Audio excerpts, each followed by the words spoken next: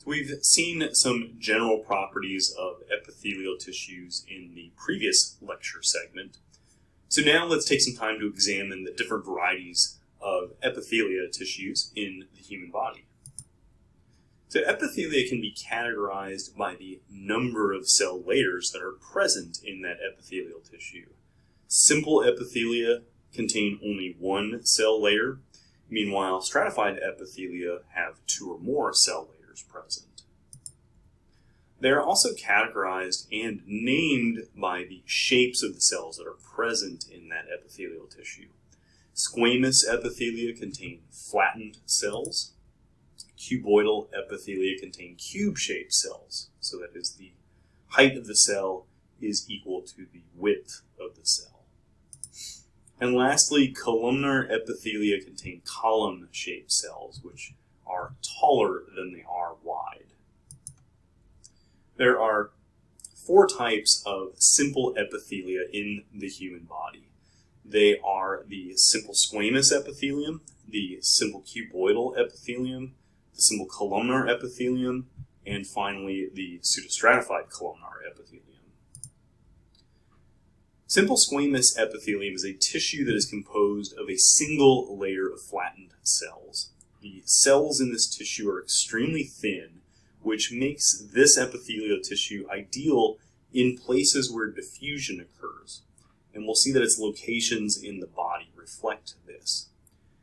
So among other places, this tissue is found in the glomeruli of the kidney, which are the structures in the kidney where filtration of the blood occurs. It's also found in the alveoli, or the air sacs of the lungs. This is where exchange of oxygen and carbon dioxide between the blood and the air in the atmosphere is going to occur. And it's also found lining the inner walls of the heart and the blood vessels. Because of the flat shape of the cells, this helps to make the inner walls of those structures smooth. And this is so that blood can flow without interruption and without turbulence. So here is an image showing the simple squamous epithelium that lines the blood vessel walls. And here the simple squamous epithelium is indicated by the white arrowheads. Simple cuboidal epithelium is a tissue that contains a single layer of cube-shaped cells. And this tissue is found in places where absorption and secretion are important. So for that reason, they are found in places like the kidney tubules, where these are the structures in the kidneys in which the body absorbs what it needs from the waste that will eventually become urine. It's also found in glands because these are the cells of the glands that produce the secretions of that particular gland. Simple columnar epithelium is a tissue that features a single layer of tall, column-shaped cells. Simple columnar epithelia that don't have cilia will function in absorption and secretion.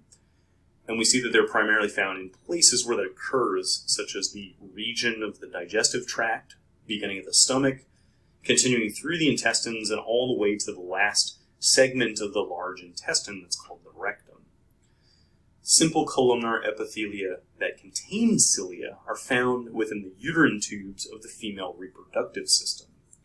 Now, cilia are small hair-like extensions that are found at the apical surface of the simple columnar epithelium, and the cilia tend to move rhythmically, and in moving they will move or pass substances or objects across the surface of the tissue. And in the uterine tubes, they function to move ovulated eggs through the uterine tubes to the uterus. And finally, we have pseudostratified columnar epithelium, which is the last type of simple epithelium. It is a single layer of column-shaped cells. However, some of the cells do not extend all the way to the apical surface, which makes them appear as though they are stratified or layered, but they are not. So hence the name pseudostratified, because the prefix pseudo means false.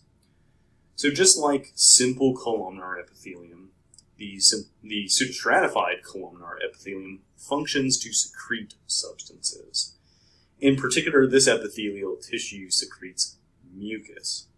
The cilia that are located on their apical surface helps to move and propel the mucus, as well as any dust or dirt that the mucus traps, along the surface of that tissue.